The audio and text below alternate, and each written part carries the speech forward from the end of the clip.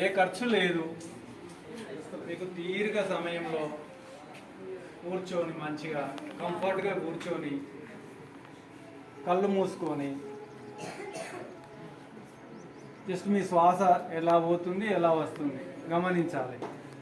కొంచెం టైమే, అది కూడా అది కంటిన్యూగా ఒక్కనాడు చేస్తేనే ఫలితం అనేది రాకపోవచ్చు. అలా చేస్తూ ఉంటే తప్పకుండా ఫలితం వస్తుంది. ఇదే గాలికి చెప్పిన విషయం కాదు. మహా ఋషులు కూడా ఇలా చేసి ఎంతో శక్తిని సంపాదించారన్నమాట. నిజంగా ఇది ఈజీ, ఖర్చు లేదు, కష్టం లేదు, ఏమీ లేదు. కొంచెం టైం దానికి కేటాయించాలి. అనకాల ఇక నుంచి రోజు మీ తీరిక సమయంలో వీలైతే మార్నింగ్ ఒకసారి, ఇంకా నైట్ అయ్యే ముందు ఒకసారి చేసి చూడండి. అట్లా కంటిన్యూగా ఏది ఒక్కసారి చెడిపోదు. ఆరోగ్యం కూడా ఒక్కటేసారి చెడిపోదు. పొల్యూషన్ తింటా ఉంటే అదే తింటా ఉంటే మెల్లగా చెడిపోతుంది. బాగుపడడం కూడా అలాగే జరుగుతుంది. అలాగే మీరు ఇది కూడా చేస్తే క్రమంగా మీ ఆరోగ్యం మెరుగవుతుంది, మీ ఎనర్జీ లెవెల్స్ పెరుగుతాయి, కాన్ఫిడెన్స్ పెరుగుతుంది, మీరు చదివింది అర్థమవుతుంది మంచిగా. కావున తప్పకుండా చేస్తారని నేను ఆశిస్తున్నాను. ఇంత మంచి విషయం మీకు తెలియజేసి మేమే ఫీల్ అయినాం కదా, మేము చేసినాం. మన సార్లకు కొంచెం నిద్ర పట్టిందట. అంటే అంత మంచి నిద్ర రావడం కూడా అంత ఈజీ ముచ్చట కాదు.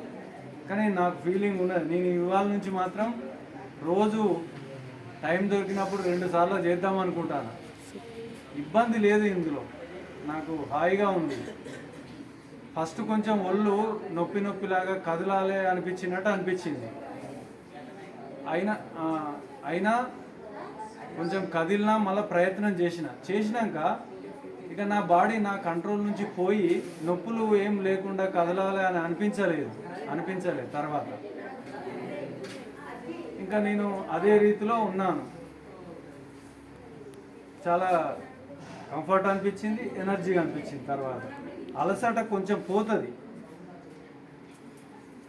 ఒక రకంగా నిద్ర కూడా ఈ ధ్యానం లాంటిదే. ఎక్కువ టైము ధ్యానం చేస్తున్నామని అర్థం. ఎంత ఎనర్జీ ఇప్పుడు చెప్పారు కదా, మనం 2 రోజులు నిద్ర పోలేదు అనుకో, ఎంత తిన్నా ఎట్లుంటాం రా, నీరసం చేత కాదు, అంత మైండ్ పని చేయదు. కనుక 8 గంటలు మంచిగా నిద్రపోయి లేచిన తర్వాత ఎంత ఫ్రెష్గా ఉంటుంది.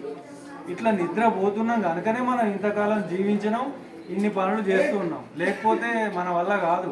నువ్వు దేవుడు మొత్తం తెలివితోనే ఉండవని పెట్టు కదా, ఊకే పని చేసుకుంటూనే ఉండు, ఊకే సంపాదించుకుంటూనే ఉండు అనేవాళ్ళు కదా. ఒక నైట్ అని ఇచ్చేసి రెస్ట్ అనేది ఇచ్చేసింది కనుకనే రీఎనర్జీ అవుతాం అన్నమాట కదా. కనుక అది ఎక్కువ టైము ఇస్తుంది.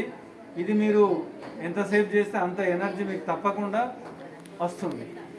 కావున ఇది తెలియజేసిన స్రవంతి గారికి మనం కృతజ్ఞతలు తెలియజేస్తున్నాం మన పాఠశాల తరఫున, అలాగే మీ అందరి తరఫున. మీరు దీన్ని పాటించండి.